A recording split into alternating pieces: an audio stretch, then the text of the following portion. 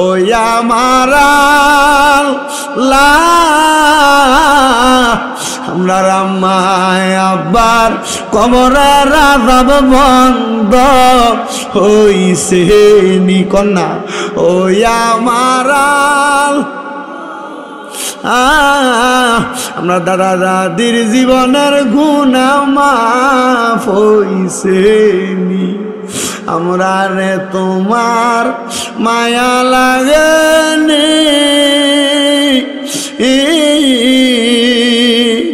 আমরা রে তুমি কবুল করছো আল্লাহ আজকের মাহফিলে কে জানি বসছে কার জানি জগতের মধ্যে বাবা নাই বাবুদো যে বাবা নিজে না খেয়া সন্তান রে খাওয়াইছে রক্তরে পানি বানাইছে বিদেশের বাড়িতে কত প্রবাসী বাবারা তাদের সন্তান রে খাওয়াইবার লাগা কষ্ট করে ৪৪ ডিগ্রি রোদ্রি সৌদি আরবের তাপটি মাথায় লয় বড় বড় পাথর গুলা টাইলস গুলা মাথার মধ্যে লয় আব্বা নিজে খায় না আল্লাহ কার জানি এমন আব্বা অন্ধকার কবরে এরে সন্তান আজকে মাহফিল শেষ করে বাড়িতে যাইবা সবার মুখ দেখবা কিন্তু জনম দুঃখী মার মুখ দেখতা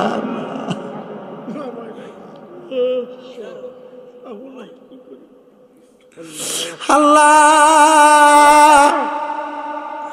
যেই মা রাত্রে বাড়িতে যাইতে গভীর হইলে বাবার বারবার কইতো রাস্তাটা আগে দেখেন না আমার ফুটটা নিয়ে আইয়ে সকালবেলা মা পান্তা ভাত গুলা খাইতো না রাইকে দিত আমার ভূতের ওই দিদি আইলে পানি ভাত গুলা খাইলে কলজাটা ঠান্ডা হইব এমন আম্মায় আব্বার কয়বরে আর আযাবে দিও না কন্যায় এমন আম্মায় আব্বার কয়বরে আর আযাব আম্মায় আব্বা চইলা গেছে আল্লাহ যারার পালাইয়া তারার রাই খাগ গেছে কান্দিবার লাগিয়া কত আদর করছেন মাগো মাগো দুধ কলা খাওয়াইয়া এখন কেমনে শুইয়া গো রইছেন কবরে যাইয়া ওই দিন রাত্রবেলা আমার নবীজির তো স্ত্রী 11 জন ছিলেন কয়জন কথা কই কয়জন ছিলেন আমার নবীজি কোন স্ত্রীর সাথে বেইনসাফ করেন নাই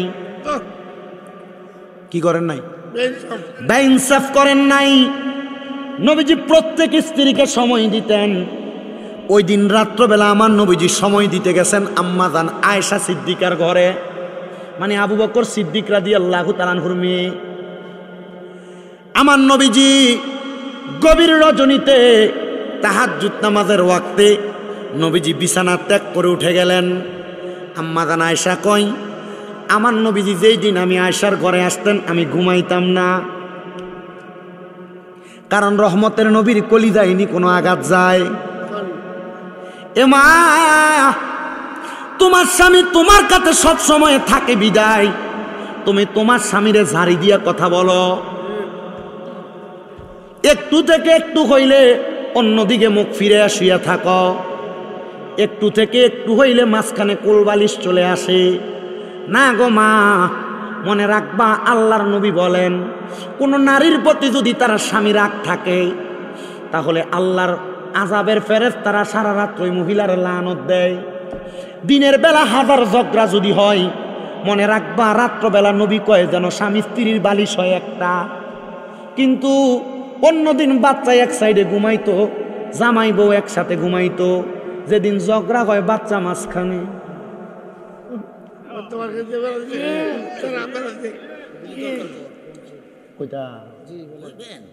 কষ্ট দিয়েছে আপনারা, টেহা দিয়ে আনছেন তো আপনারা, ওয়াজ তো কামের ওয়াজ করে দেওয়া লাগবো, বেরিয়েদের হেদায়ত করা লাগতো না।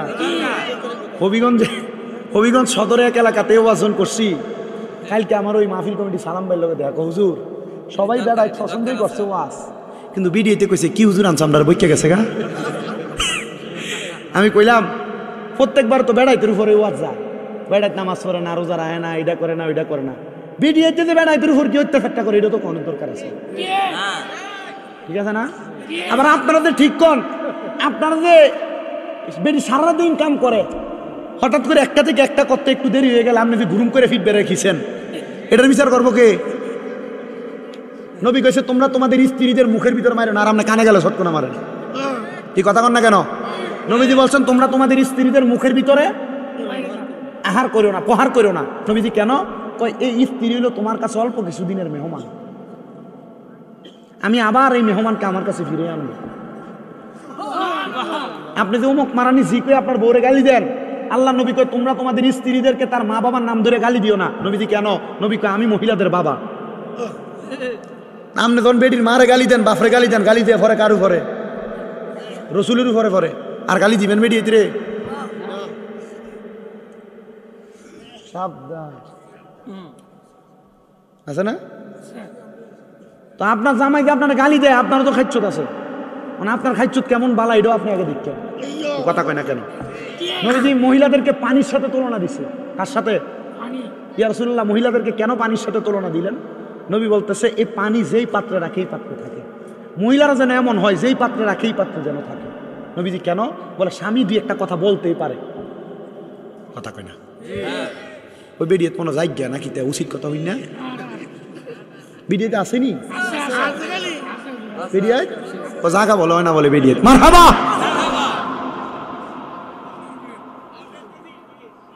আপনার তো বেশি আছে বেরিয়ে বিরিয়ানি হইব নি? হবো, আচ্ছা ঠিক আছে। মা বোনদের কাছে আমার আবদার, স্বামীর সাথে যতটুক ঝগড়া হোক না কেন রাত্রবেলা বিছানা আলাদা করা যাবে না। হুজুর কেন এই কথা বললেন? নবী আমার বলে দুইজন স্বামী স্ত্রীর বিছানার বালিশ হবে একটা। নবীজি কেন?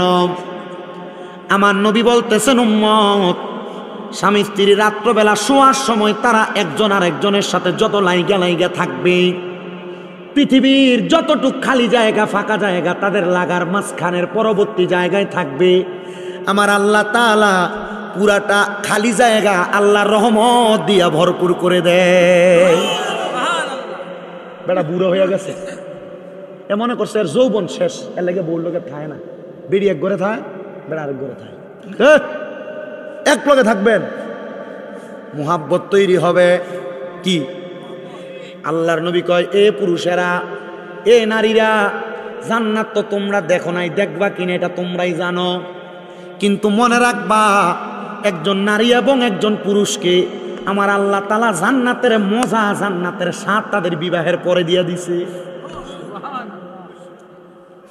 কিটা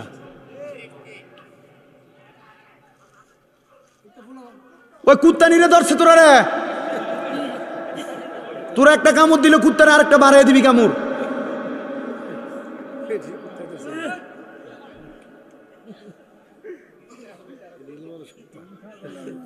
ফলাই না আছে না কুত্তা, তোমরা কামড় দিলে তোমরা উল্টে একটা কামড় দিয়ে দিবা। আয় আয় আয় তাড়াতাড়ি তাড়াতাড়ি আইতেছে, বিরিয়ানি খাবো কেনা তোরা না আইলে আয়। আল্লাহ কবুল করো, জোরে কোনা আমিন। আব্বা এ এবড়া কই যা? না না না দেন না না, আল্লাহ দোনা সা আপনি গেলে পরে ওয়াজ অর্ধেকটা হালাই দিয়ে গেল। হ্যাঁ সহসভাপতি নিচে দিব এরিছে, কি সহসভাপতি নিচে কা চ্যাটলি উপর আইন। ও বড় ভাই ঠিক আছে, মার হাবা কোন, এটাই সম্মান, এটা কি সম্মান। আল্লাহ কবুল করো, আমিন কর। এরে তোরা দিয়ে একটা দল বেড়া। আমি জিকির আমার ওয়াজ না করলে পরে কবে কালকে জিকির আজকার করে থাকতেছে, জিকির আবার পরে হইব। কি কোন আপনারা চলবে ইনশাল্লাহ? আসেন তো ইনশাল্লাহ।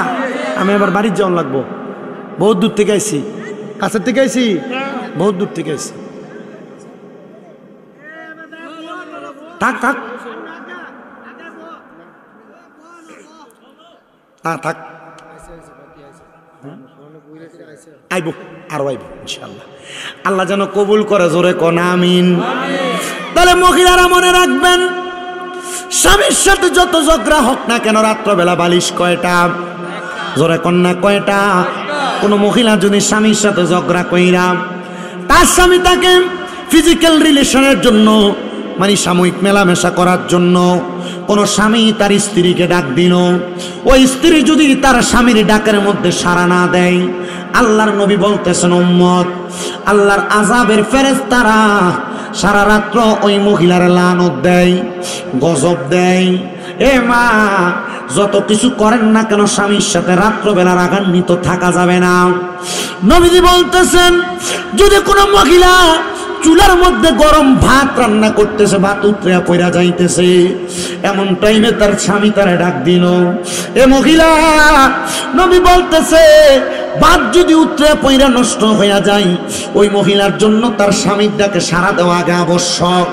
এজন্য আমি আমার মা ভাই, দুনিয়ার জমিনের মধ্যে কোনো স্ত্রীর প্রতি খুশি হইয়া কোনো স্বামী যদি একটা হাসি দেয়, ওই স্বামী হাসি দেওয়ার পরে ওই স্বামীর যতগুলা দাঁত দেখা যায়, ওই দাঁতগুলা দিয়া রহমতের ফেরেশতারা রহমতের পানি বক্ষণ করে। জোরে কোন সুবহান। বহুত মহিলার অত্যাচারে বেড়ায় কান্দে, বহুত বেড়াইতের অত্যাচারে বহুত মেয়ে কান্দে, অনেক অশান্তি কষ্ট দিতেছে। আপনারা লাগিয়ে গেছে গা।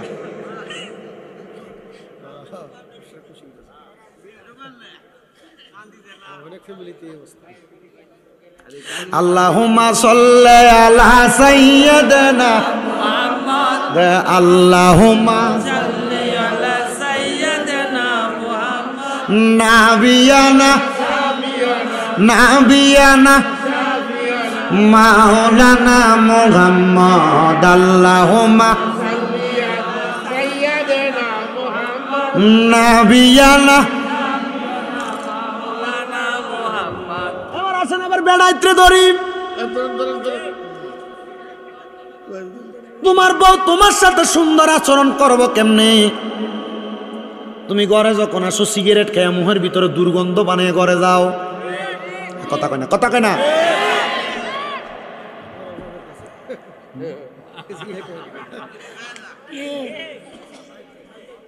সিগারেট যেগুলা খায় গুলার মুখের ভিতরে যে দুর্গন্ধ, মাঝে মাঝে আমি মনে করি গুয়ের গন্ধ এর চাইতে আর বড় ভালা। এ বেড়া, তোমার বউ যে তোমার বাত বাইরা দেয়, তোমার তো কপাল বালা। বেড়িরে সিগারেটের এমন দুর্গন্ধ পাওয়ার কারণে খাট থেকে লাঠি দিয়া ফালাই দেয় না, তোমার সৌভাগ্য।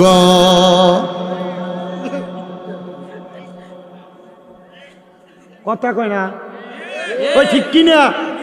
বেড়িয়ে তো কয় হ্যাঁ এবার ঠিক আছে, ঠিক কিনা?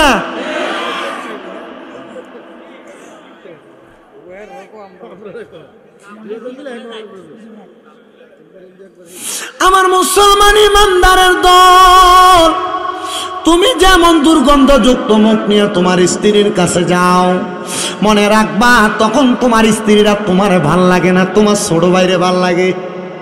জোয়ান দো, কথা কয় না। এই জন্য আমি আমার যুবক ভাইদেরকে বলবো, পর্দার অন্তরালের মা বোনদেরকে বলবো, একজন স্বামী স্ত্রী যত সুন্দর করে চলার প্রয়োজন তত সুন্দর করে চলাফেরা করার চিন্তা করবেন। মা আয়েশা বলেন, আমার ঘরের মধ্যে যেদিন আমার নবী আসতো, আমি আয়েশা ওই দিন ঘুমাইতাম না। ওই দিন রাত্রবেলা আমি দেখলাম, যখন রাত্র গভীর তাহাজ্জুদের সময় আমার নবীজি, আমি আয়েশার বিছানা ত্যাগ করছি। আমার নবীজি বিছানা থেকে ওঠার সাথে সাথে নবীজি যখন ঘরের দরজাটা খুললেন, আমি দাঁড়ায় গেলাম। আমার নবী পেছনের দিকে তাকায় কয়, আয়েশা চিন্তা করবা না, আমি নবী তোমার প্রতি বেইনসাফ করব না। তোমার ঘর থেকে আমি নবী অন্য কোনো স্ত্রীর ঘরে যাব না। আম্মা জান আয়েশা কয়, নবী গো, ইয়া রাসূলুল্লাহ, নবী গো, আপনি এখন কোথায় চলে যান? আপনি নবী গভীর রজনীতে কোথায় চলে যান? নবী আমার চোখের পানিগুলা চাইরা দিয়া দিয়া কান্দে আর ডাক দিয়া কয়, আয়েশা রে, আমি নবীজি যখন আমার উম্মতের কথা মনে হয়ে যায়, আমি নবীজি বেলাল রাদিয়াল্লাহু তাআলা আনহুর বাড়ির পাশে খেজুরের বাগানের মধ্যে যাইয়া যাইয়া আমার উম্মতের জন্য কান্দি। তুমি আয়েশা কি জানো না? আম্মা জান আয়েশা কই, ইয়া রাসূলুল্লাহ, আপনি নবী যেতে পারেন, আমার কোনো দাবি নাই। আমার নবীজি আম্মা জান আয়েশার হুজরা মুবারক থেকে বের হইয়া আমার নবী হাঁটতে হাঁটতে হাঁটতে হাঁটতে হযরতে বেলাল রাদিয়াল্লাহু তাআলা আনহুর মসজিদের পাশে ওই খেজুরের বাগানের সামনে গেছে। নবী আমার, নবীজি ওই জায়গায় ইবাদত করার জন্য, কান্না করার জন্য নবীজি নামাজের মুসল্লাটা বিছায়া আমার নবী নামাজের নিয়ত বাঁধবে। এমন টাইমে আমার নবী শুনতেছে গুনগুন গুনগুন করে কান্না করার আওয়াজ শোনা যায়। নবী আমার সালাম দে, আসসালামু আলাইকুম ওয়া রাহমাতুল্লাহ। কে গো এত গভীর রজনীতে কান্না করো? পদ্মাবার আড়াল থেকে আওয়াজ আসে, ইয়া রাসূলুল্লাহ, ইয়া হাবিবাল্লাহ, নবী গো, আমি তো আপনার আব্দুল্লাহ, যারা আপনি সকালবেলা কালেমা পড়াইছেন।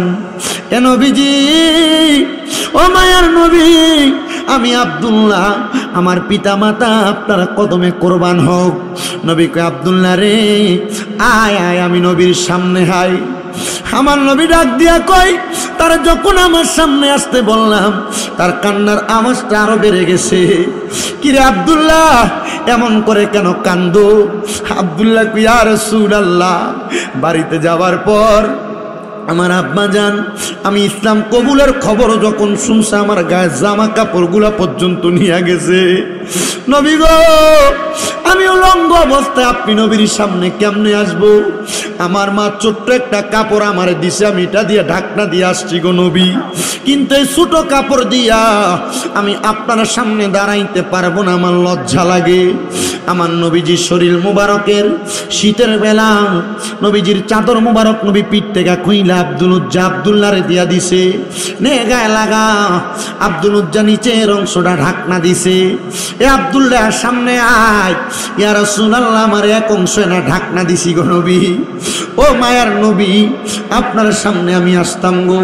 নবী কায়, রে আব্দুল্লাহ, আমার চাদর মুবারকটা সুন্দর করে গায়ে জড়ায় আমার সামনে আয়। আব্দুল্লাহকে আমি আমার নবীর সামনে আসলাম। আমি আমার নবীর সামনে আসার পর আমার নবীকে, আব্দুল্লাহ, তোমার মা যেহেতু তোমার জায়গা দেয় নাই, যাও মসজিদ নববীতে চইলা যাও, আমি নবীর সাহাবায়ে কেরামের সাথে তুমি তোমার সময় কাটাও। আব্দুল্লাহ কয়, নবীর কথা শুই না আমি মসজিদে নববীর মধ্যে প্রবেশ করলাম। এমন টাইমে সাহাবায়ে কেরাম কয়, কি রে, এত গভীর রজনীতে আমার নবী তো মদিনা শরীফে আসেন না, কে রে মদিনা শরীফে কে আগমন করছো? কয়, আমি আব্দুল্লাহ। বলে, নব মুসলিম নি? বলে, হ্যাঁ। কি রে, তোমার শরীর থেকে দি রাহমাতুল লিল আলামিন নবীর শরীর মুবারকের ঘ্রাণ আসতেছে। কারণ রহমতে আলমে নবী বলেন, রহমতে আল নবী নূরে মুজাসসাম, সাহাবীরা আতর বানায় ওই নবীজির ঘাম মোবারক, সাহাবীরা আতর বানায়। বাবা শুনো, জানো মানো কেমন আমার নবীজি, যাহারে পাগল চন্দ্র সূর্য তারকারাজি। বলেন, যাহারে পাগল চন্দ্র সূর্য রাজি। ও ভাই, আরো শুনবানি সুন্দর কাহিনী, বলেন আরো শুনবানি সুন্দর কাহিনী। জান্নাতের রুমে রুমে লেখা নবীর নাম, রহমতে আলম নবী সামে। বলেন, রহমতে আলম নবী নূরে মুজাসসাম, সাহাবীরা আতর বানাই। বাবা উস্তুনে হান্নানা একটা খেজুর গাছের নাম, যাকে দৌড়ে খুতবা দিতেন রাসূল আকরাম। বলেন যাকে দৌড়ে খুতবা দিতেন রাম গাছটা নবীর বিরহে কাঁদিতে রহে, গাছটা নবীর বিরহে কাঁদিতে রহে। হতবাগ হইলেন যত সাহাবায়ে কেরাম। বলেন রহমতে আলম নবী নূরে মুজাসসাম। বলো রহমতে নবী সাহাবীরা আতর বানায় ওই নবীজির ঘাম মোবারক। জবান খুলে জোরে জোরে বলেন না আল্লাহু আকবার। আমার মুসলমানের দলেরা, ও পূর্ব পুরাতন সাগা এলাকার বাবারা বন্ধুরা, কয় আমার শরীর মুবারকের মধ্যে যেই চাদর মুবারকটা দেখতে পাও, এটা আমার নূরের নবী রহমাতুল লিল আলামিন নবীর চাদর মুবারক। বলে কিরে এতদিন পর্যন্ত নবীর পাগল হইয়া আমার নবীর পেছনে পেছনে থাকি, আমার নবী আমরারে কোনো কিছু দেয় না। আব্দুল্লাহ রে, ইসলাম মাত্র কবুল করলা, আমার নবী তোমার চাদর দিয়া দিছে। এবার আব্দুল্লাহ কয় আমার নবী খুশি হইয়া দিছে, এটা আমি কবুল করলাম। ও আমার সাগার বাবারা বন্ধুরা, পর্দার অন্তরালের মা বোনেরা, এবার হযরতে আব্দুল্লাহ যখন ওই চাদরটা পাইলেন, কিছুক্ষণ পরে মদিনা শরীফের মসজিদে নববীতে ফজরের নামাজের আজান হয়ে গেছে। আমার নবীজি মসজিদে নববীতে আগমন করছে। নামাজটা পড়ার সাথে সাথে আমার নবী কয় আসুনি কোন সাহাবায়ে কেরাম। আমি নবী ডাক দিলাম যুদ্ধের ময়দানে যাইবা, তাবুকের যুদ্ধে। কোন যুদ্ধ? তাবুকের যুদ্ধে যাইবা। সকল সাহাবায়ে কেরাম কয় লাব্বাইক ইয়া রাসূলুল্লাহ। নবী গো আপনি বলছেন আমরা যাব না, এমন হইতে পারে না গো নবী। আপনি নবীর কথা মাইনা আমরা যুদ্ধে যাইতে প্রস্তুত। আমার নবী কয় সাহাবায়ে কেরাম চলো আমার সঙ্গে। এমন টাইমে আমার নবীজির সামনে দাঁড়ায় গেছে ওই নবীজির প্রথম সাহাবী হযরতে আব্দুল্লাহ। ডাক দিয়া কয় ইয়া রাসূলুল্লাহ, নবী গো আপনার সামনে আমি দাঁড়ায় গেলাম গো নবীজি। এরে আব্দুল্লাহ তুমি কেন আমার সামনে দাঁড়াইলা? নবী গো ইসলাম যেই দিন কবুল করছে আমি আমার জান মান ইজ্জত আপনার কদমে বিলিয়া দিছি। ও নবী তারা যুদ্ধে যাইব, যুদ্ধে যায় তারা শহীদ হয়, তারা তো শহীদের মর্যাদা পায়। ও নবী আমি আব্দুল্লাহ আপনার সঙ্গে যুদ্ধে যাইতে চাই। আয় রে আয় আয় আয় আয়, আমি নবীর সাথে যেহেতু যুদ্ধে যাইবা আমার সাথে চলো। আমার নবী কয় আব্দুল্লাহ আমি নবী তো যুদ্ধে যাইতাম না, কাল লগে যাইবা। নবী গো যুদ্ধে যেহেতু যাইবেন না, আপনি নবী আমার একটা কথা আমার সাথে রাধা করেন না। আমি যদি যুদ্ধে যাই মারা যায়, আপনি নবী আমার জানাজাটা পড়াইবেন। নবী কয় কবুল করলাম। ও মায়ের নবী আমি যদি যুদ্ধের মধ্যে মারা যায়, আমার শরীরে আপনার যেই চাদর মুবারক দেখা যায় ওই চাদরটা এবং আপনি নবীর একটা জুব্বা মুবারক আমারে পরায়া আমার জানাজার নামাজটা আপনি পড়াইবেন। নবী কয় কবুল করলাম। আমার নবী কয় যারে আব্দুল্লাহ যা।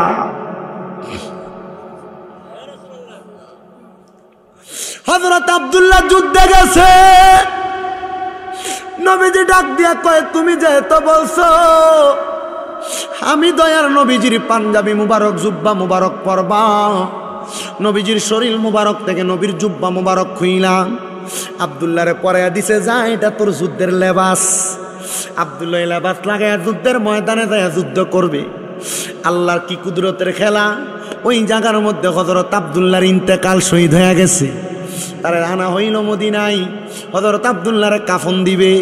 কিন্তু আব্দুল্লাহ বলছিল নবীজি আপনি নবী আমার জানাজা পড়াইবেন, আমার কাপন পরাইবেন, আমারে কবরের মধ্যে নামাইয়া দিবেন। ওরে বাজারেরও সাদা মার্কিন আমার অঙ্গে না লাগায়, মুর্শিদ তোমার গায়ের পুরান চাদর দিয়া আমার কাফন পরাই দিও, যাইতে আমায় সঙ্গে নিও। বলেন আর কোন দল চাই না মুর্শিদ, আর কোন দল চাই না মুর্শিদ, যাইতে আমায় সঙ্গে, ওরে যাইতে আমায় সঙ্গে নিও। সাহাবায়ে কেরাম তাকে দেখে আমার নবী নিজে আব্দুল্লাহরে গোসল দেয়। আমার নবী রহমতের নবীজি যুদ্ধে আহত পুরান জামাটা দিয়ে আব্দুল্লাহরে কাফন পরাইয়া দিছে। সব সাহাবী কয় নবীজির একটা চাদর ও তার গায়ের মধ্যে, নবীজির একটা জুব্বা তার গায়ের মধ্যে, জানে এখন থেকে তার নাম আর আব্দুল্লাহ না, তার নাম সাহাবায়ে কেরাম রাখছে আব্দুল্লাহ জুল জুব্বাতাইন, মানে দুই জুব্বার মালিক। কয় জুব্বার মালিক? কথা কয় না, কয় জুব্বার মালিক? নবীর দুই জুব্বা পাইয়া আল্লাহর নবীর সাহাবায়ে কেরাম উপাধি দিছে আব্দুল্লাহ জুল জুব্বাতাইন, মানে দুই জুব্বার মালিক আব্দুল্লাহ। এবার আব্দুল্লাহ যখন ইন্তেকাল করার পরে, শাহাদাত বরণ করার পরে আমার নবী জানাজাটা পড়াইছে। জানাজাটা পড়ায়া আমার নূরের নবী রাহমাতুল লিল আলামিন নবী নিজে হযরত আব্দুল্লাহর কবরে নামছে। আমি জানতে চাই যে এই কবরে নবীর কদম লাগছে, ওই কবরে মুনকার নকির আইব কেমনে বেটা? না না না, ওই কবরে নবী আইব, এটা সুন্নিদের বিশ্বাস, সুন্নিদের আকীদা। আর আমরার কবরে নবী আইব আমরা উম্মতের তরায়া নিয়ে জান্নাতি বানানোর লাইগা। কথা বলেন ঠিক কিনা? ও বন্ধুরে, আমার নবী হযরত আব্দুল্লাহরে দাফন কইরা আমার নবীজি যখন কবরের মধ্যে থেকে উইঠা আসছে, নবীজি যখন কবরের মধ্যে মাটি গুলা দিলেন, দেওয়ার পরে সাহাবায়ে কেরাম কয় এই কবরের মানুষ কত ভাগ্যবান, আমার নবীজির শরীর মুবারকের স্পর্শ পাইছে। এই কবরের মানুষ কত ভাগ্যবান, আমার নবীজির শরীর মুবারকের টাচ পাইছে, আমার নবীজির শরীরের কাপড় মুবারক দিয়ে তার কাফন হইছে। সবাই ভাগ্যবান কয়, ভাগ্যবান কয়। আর আমার নবী কয় এ সাহাবায়ে কেরাম তোমরা শুইনা রাখো, শুইনা রাখো, আমার কলিজার টুকরা আব্দুল্লাহ জুল জুব্বাতাইন যে কবরে গেছে, আমি দেখতে পাইলাম এই কবরের মধ্যে রহমতের ফেরেশতারা আমার আব্দুল্লাহরে গ্রহণ করার জন্য দাঁড়িয়ে রইছে। জবান খুলে জোরে জোরে বলেন সুবহানাল্লাহ, আর মুহাব্বতের আওয়াজে কোন সুবহানাল্লাহ। ওগো দয়ার নবীজি আপনাকে ভালোবাসি, ওগো দয়ার নবীজি আপনাকে ভালোবাসি, একবার দেখা দাও নবীজি বলেন, একবার নবীজি দেখিব নয়ন ভরে, হৃদয় উজাড় করে দেখি, ওগো মায়ার নবীজি বলেন হৃদয় উজাড় করে দেখি, ওগো মায়ার নবী। মুসলমান ও আমার সাগায়ার বাবারা, পর্দার অন্তরালের মা বোনেরা, আব্দুল্লাহরে যখন আমার নবীজি কাফন পরে দাফন করে দিছে, সাহাবায়ে কেরাম যার যেমন বাড়িতে চলে গেছে, এমন টাইমে আমার নবীজির মসজিদে নববীর মধ্যে আল্লাহর নবীর একজন সাহাবী ছিল যার নাম হযরতে সালমান ফারসি রাদিয়াল্লাহু তাআলা আনহু, যার বয়স 200 বছরের চাইতে বেশি আছিল। কয়শো বছর? আমরা হায়াত ফাননি 200 বছর। সালমান ফারসির বয়স 200 বছরের চাইতে বেশি ছিল। যে সালমান ফারসি রাদিয়াল্লাহু তাআলা আনহু কয় আমি আমার নবীজির জন্য আমার সব খেজুরের বাগান নবীরে হাওলা করে দিছি। আরো জোরে কন্যা কেরে সুবহানাল্লাহ। মুসলমান ও নবীর উম্মতের দলেরা, হযরতে সালমান ফারসি রাদিয়াল্লাহু তাআলা আনহু কয় আমি মদিনা শরীফের মিম্বরের পিলারের সাথে হেলান দিয়া রাত্রে ঘুমাইছি। সালমান ফারসি কয় আমি এমন টাইমে ঘুমের ঘরে দেখলাম আমার সামনে হযরত আব্দুল্লাহ জুল জুব্বাতাইন। আমি কইলাম আব্দুল্লাহ কবরে কি অবস্থা? আব্দুল্লাহ জুল জুব্বাতাইন কয় সালমান ফারসি গো, ওই কবরে কি অবস্থা তুমি আমারে জিগাও। তুমি কি একবার চিন্তা করলা না যেই কবরে রহমতের নবী নামছে, ওই কবরের মানুষের কোনো চিন্তা থাকে না। আমার জীবন মরণ সাজাবো মাদানী রঙ্গে আমার জীবন মরণ সাজাবো মাদানী রঙ্গে সেই রঙে রঙিন হলে সেই রঙে রঙিন হলে আল্লাহ রাসূল ওলি আল্লাহ গাউস কুতুব থাকবেন আমার সঙ্গে আমার জীবন মরণ সাজাবো মাদানী রঙ্গে আমার জীবন মরণ সাজাবো মাদানী রঙ্গে মাদানী রং হলো সকল সুখের বাতি ওই রঙে না মাখিলে হবে না জান্নাতি ওই রঙের লাগলে ছোঁয়া ইয়া রাসূলুল্লাহ ওই রঙের লাগলে ছোঁয়া ভুলে যাবে ভেঙ্গে আল্লাহ রাসূল থাকবেন আমার সঙ্গে আমার জীবনে মরণ সাজাবো মাদানী রঙ্গে এ আমার সাগায়ার বাবারা ও সাগায়ার পর্দার অন্তরালের মা বোনেরা নবীর সাহাবী হযরত সালমান ফারসি তো নবীর কলিজার টুকরা আব্দুল্লাহ যুবরাতাইনের স্বপ্ন দেখা তার জান্নাতের খবর নিতে পারছে আমি জানি না আজকের এই পুরাতন সাগায়ার মাহফিলে কে জানি তার মারে মাটি দিয়ে হাত বাড়াইছে কে জানি তার বাবারে কবর দেশে শোয়া দিয়া মাহফিলে বসছে আমি জানি না রে পর্দার অন্তরালে কোন মহিলাটা জানি তার বাবারে কবর দিয়ে আজকের মাহফিল শুনতাছে আমি জানি না কোন মহিলা জানি তার মারে হারে মাহফিল শুনতাছে এ মা মাঝে মাঝে বুঝি তুমি তোমার মারে স্বপ্ন দেখো এ বয়স্ক বাবারা এ যুবক ভাইয়েরা মাঝে মাঝে বুঝি আব্বারে তুমি স্বপ্ন দেখো কিরে আব্বা কবর থেকে তোমার কাছে খানা খোঁজে আব্বা কবর থেকে তোমার কয় কষ্ট আছে আল্লামা ইবনে সিরিন বলতেছে যদি তোমরা তোমাদের কোনো কবরবাসীর স্বপ্ন দেখো মনে রাখবার জগতের মানুষ ওই কবরবাসী কষ্টে থাকে বিদায় তার আত্মীয় স্বজনের স্বপ্ন দেখা দেয় ওই সময় যদি তুমি তোমার মারে বাপরে দাদারে দাদিরে নানারে নানিরে স্বপ্ন দেখো আল্লাহর কাছে দোয়া করবাই আল্লাহ আমার মা কবরে কেমন আছে জানি না আমার বাবা কবরে কেমন আছে জানি না আমার দাদা কেমন আছে জানি না আমার নানা নানি কেমন আছে জানি না আল্লাহ এরা তো আমার ঘুমের ঘরে স্বপ্ন দেখাইছে আল্লাহ তাদের কবরের আযাব মাফ কইরা দাও ওই আমার আল্লাহ আমরা রাম্মায় আব্বার কবরের আযাব বন্ধ হইছে নি কন্যা ওই আমার আমরা দাদা দাদির জীবনের গুনাহ মাফ হইছে নি আমরা রে তোমার মায়া লাগেনি আমরা রে তুমি কবুল করছো আল্লাহ আজকের মাহফিলে কে জানি বসছে কার জানি জগতের মধ্যে বাবা নাই বাবু দো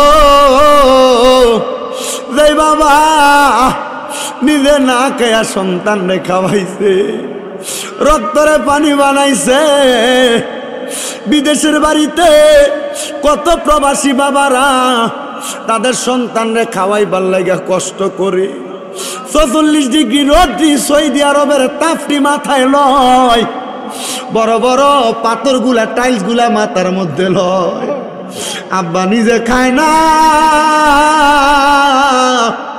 আল্লাহ কার জানি এমন আব্বা অন্ধকার কবরে এর সন্তান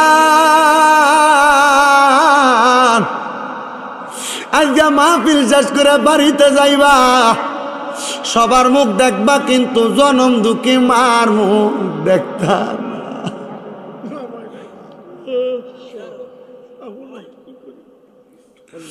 আল্লাহ যেই মা রাত্রে বাড়িতে যাইতে গভীর হইলে বাবারে বারবার কইতো রাস্তাটা আগে দেখেন না আমার ফুটটা নিয়ে আইয়ে। সকালবেলা মা পান্তা ভাত গুলা খাইতো না, রাইকে দিত আমার ভূতের ওই দিদি আইলে পানি ভাত গুলা খাইলে কলজাটা ঠান্ডা হইব। এমন আম্মায় আব্বার কয়বরে আর আযাবে দিও না, কন্যায় এমন আম্মায় আব্বার কয়বরে আর আযাব। আম্মায় আব্বা চইলা গেছে আল্লাহ যারার পালাইয়া,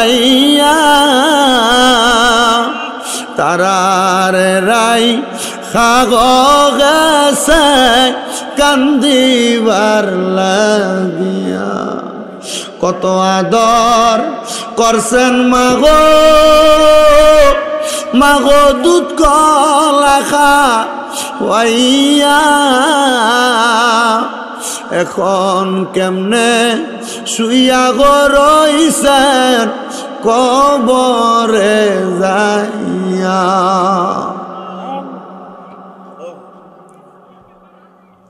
হায় আল্লাহ, কত সন্তান ওই মার মনে কষ্ট দিছে, কত সন্তান ওই বাবার মনে কষ্ট দিছে। ওই বাবারে দমক দিছে, এ সন্তান আগে চিন্তা করো, আগে যদি কোনো দুষ্টামি করতা বাবা দমক দিয়া বাড়িতে নিত। এখন কত অন্যায় করো, কেউ একবার দমকও দেয় না।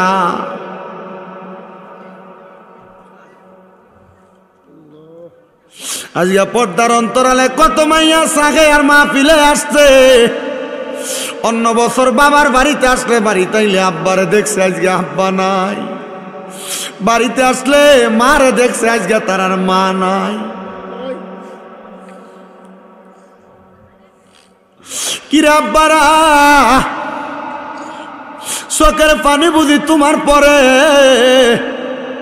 কারণ মারে একবার মা কইয়া ডাকতে পারো না। আগে বাড়ি থেকে বাইরে হওয়ার সময় মার কাছ থেকে অনুমতি লইয়া লইয়া বাইর হইতা। এখন বাড়িতে আইলে মাঝে খাটটার ভিতরে ঘুমাইতো, খাটটার দিকে চাইলে চোখের পানি পড়ে। আল্লাহটার দিকে তাকাইলে আব্বার পুরান লুঙ্গিটা দেখলে চোখের পানি বায়া বায়া পড়ে। এ পুরাতন সাগের বাবারা, আবার এমন অনেক সন্তান আছে ওই মা বাবার মতো রত্ন বাচ্চা রয়েছে, কিন্তু এটিরে যত্ন করে না। অনেক সন্তান বাইয়ে বাইয়ে ঝগড়া করে মা বাপরে আলাদা করে দিছ। তোমার বউ তোমারে বলছে তুমি কে কাতার আর ফুটনি আরো 2-3 ভাই আছে, তারা কেন খাওয়ায় না? বউয়ের এই কান পড়া শুই না মা বাপরে জুদা করে দিছ। তোমার মতো বোকা এই পৃথিবীর জমিনে আর কেউ নাই। নবী কয় কোন সন্তান যদি মা বাবার পেছনে 1 দিরহাম খরচ করে, আল্লাহ তাআলা কাল কিয়ামতের ময়দানে তার এটা লাখ লাখ গুণ সওয়াব দিয়া পরিপূর্ণ করে দিব। এ বেডিয়া শ্বশুর শাশুড়ি যদি দুধা খায়, আজকে এখান থেকে বাড়ির যে শ্বশুর শাশুড়ির ফাঁয় ধরে লাইবা। মনে রাখবা তোমার জামের কামাই যদি তার মা বাপ খায়, তোমার জামাই লস হইতো না, লাভ হইব। এ পোলাপান কেউ যদি তোমরার মা বাপরে জুদা কইরা দিয়া থাকো, এখান থেকে বাড়ির যে আব্বার পায়ে ধরবা, মার পায়ে ধরবা, ধরে কইবা মা আল্লাহর রাস্তায় আমারে মাফ কইরা দেন, আপনারে জুদা কইরা দিছি। আব্বা আমারে মাফ কইরা দেন, আপনারে জুদা কইরা দিছি। আব্বা আম্মা বুড়া হওয়ার পরে চোখ শরমে ফুতের কাছে কোনো কিছু খাইতে মন চাইলেও খোঁজে না। কিল্লাগারে খোঁজো না গো মা।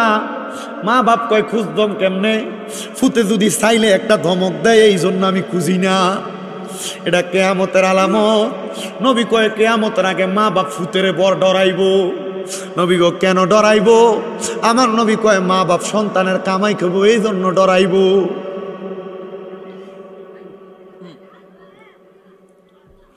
কেউ যদি ওই মা বাপের মনে কষ্ট দিয়া থাকো, তোমার মতো সুতার আমার দরকার নাই, যাওগা। পুরা কিশোরগঞ্জের বড় আলেমাইনা মাহফিল করাইবার মা বাপের কষ্ট দিবা, আল্লাহর কসমে মাহফিল দিয়া কোনো লাভ হবে না। পারলে দাও তোমরার পাউডি আমার সামনে দাও, আমি শামীম দাদার জিব্বা লাগাই তোমার পাও আমি পরিষ্কার করে দিমু। তবু আদা করে এখান থেকে বাড়ির যে মা বাবার পাউডির ধরবা। আম্মা আব্বার পায়ে ধরলে দাম কমে না, ইজ্জত কমে না। আম্মা আব্বার পায়ে ধরলে সন্তানরে আল্লাহ তাআলা সমস্ত পৃথিবীর কাছে সম্মানিত বানায় দেয়।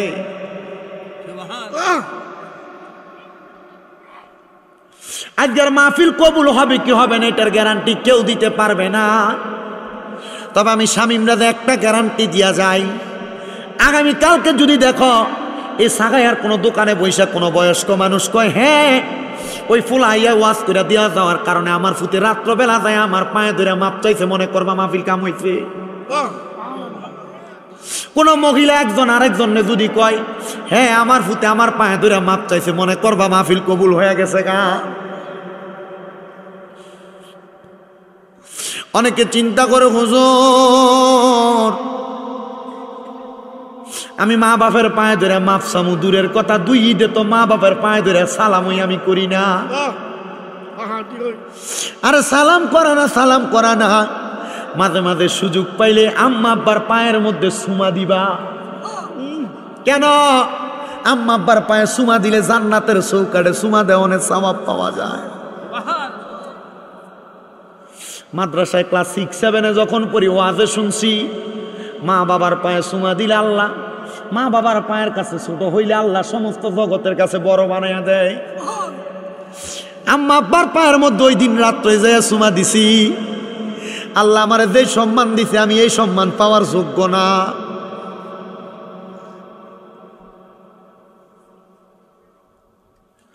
কিন্তু অনেকে চিন্তা করে হুজুর যাদের বাড়িতে বাবা আছে তারা বাড়ির যে বাবার পায়ে ধরে মাপ চাইব।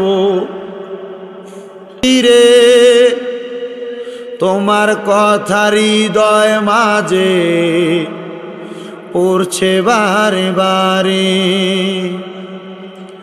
বাবা তুমি কেমন আছো ছোট মাটির ঘরে, তোমার কথা হৃদয় মাঝে পড়ছে বারে বারে। বাবা গো হো বাবা, বাবা গো হো বাবা,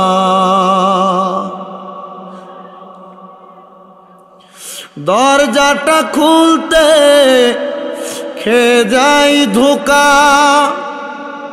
বাবা বুঝি বলছে এলে নাকি খোকা, বুকের ভিতরটা লড়ে চড়ে উঠে সবাই আছে শুধু বাবা নেই, শুধু বাবা নেই। আগে বাবার কাছ থেকে খুঁজা 5-10 টাকা নিতা নাস্তা খাইবার লাগা, এখন তোমার বাবার বয়সী কত মুরব্বীরা দোকানে বৈশা চা খায়, তোমার পকেটে টাকার অভাব নাই কিন্তু আব্বার 100 টাকা হাত খরচের জন্য দিতে পারো না। আব্বা কবরে, আব্বা সিরা লুঙ্গি পরে সময় কাটাইছে, ঈদের দিনে পুরান জামা কাপড় পরছে, যদি জিগাইতা কেউ নতুন জামা কাপড় আপনি কি কিনছেন না, কইতো এখন কি আর আমরা ঈদের বয়স আসেনি টিয়াছে না, এই কথা কইতো না আব্বা। কিন্তু এখন তোমার ব্যাংকে টাকার অভাব নাই, ঘরে ডয়ারে টাকার অভাব নাই, কিন্তু 500 টাকা দিয়া কিনা আব্বার একটা লুঙ্গি পরাইতে পারো না। কি হইব এই টাকা দিয়া যদি ওই মা বাপরে টাকা দিয়া সুখ না দিতে পারো?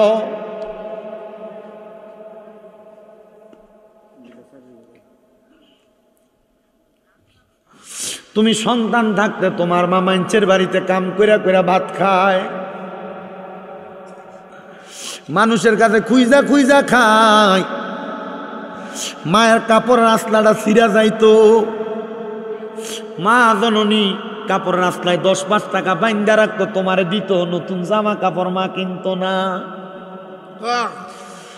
এখন তোমার টাকার অভাব নাই কিন্তু মারে তো 1000 টাকা দিয়ে একটা কাপড় কিনা পরাইতে পারো না মা কবরে।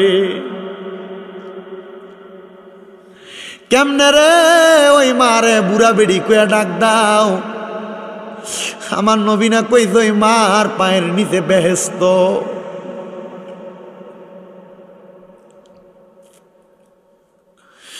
জান্নাতের চাবি আমার মা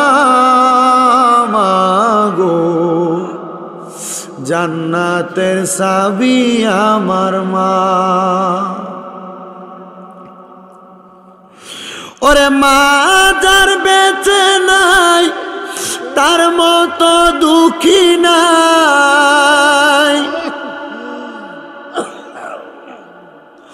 মা যার বেঁচে নাই তার মতো দুঃখী নাই, খালা ফুফু মায়ের মতো না মাগো, জান্নাতের চাবি আমার মা, জান্নাতের চাবি আমার মাগো, জান্নাতের। ছেলে যদি যায় মারা বিদেশে যাইয়া, সবার আগে মায়ের বুকটা কষ্টে যায় ফাটিয়া, সবার আগে মায়ের বুকটা কষ্টে যায় ফাটিয়া। ওই মায়ের মনেতে আর কষ্ট দিও না, জান্নাতের চাবি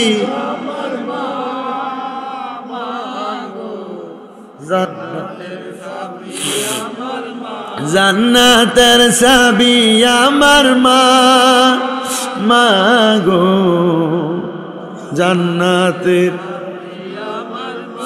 কত কষ্ট করছেন আম্মা আমায় গর্বে লইয়া, এখন কেমনে শুইয়া রইছেন কবর দেশে যাইয়া, এখন কেমনে শুইয়া রইছেন কবর দেশে যাইয়া।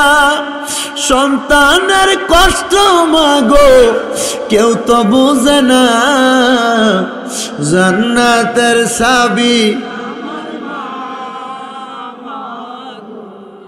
জান্নাত। তোমরা কোনো দিনও মায়েরই মনেতে কষ্ট দিও না, তোমরা কোনো দিনও মায়েরই মনেতে। হায়রে মায়ের মনে কষ্ট দিলে খোদা তো পাবি না, বলেন মায়ের মনে কষ্ট দিলে খোদা তো পাবি না।